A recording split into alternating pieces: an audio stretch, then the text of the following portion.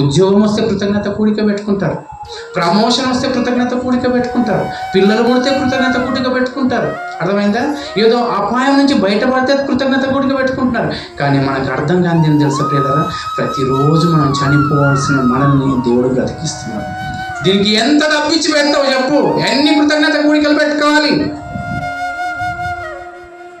ఒక్కొక్క క్షణాలు మనకు తెలియకుండా మనం ఏదో ఒక విధంగా చనిపోవాల్సిన స్థితులు మనకి, ఆ స్థితుల నుంచి మనల్ని కాపాడుతున్నాడు.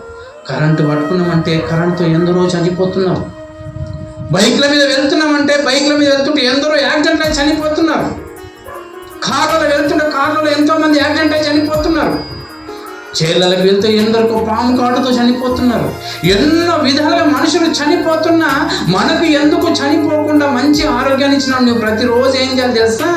దేవా, నీవు నాకు ఈరోజు ఆరోగ్యాన్ని ఇచ్చినందుకు, లేకపోతే నన్ను బ్రతికించినందుకు నీకు కృతజ్ఞత అని ఒక్కవేళ ఈ మాట నీకు అర్థమైతే ఎన్ని కృతజ్ఞత కూడికలు పెట్టినా తక్కువే.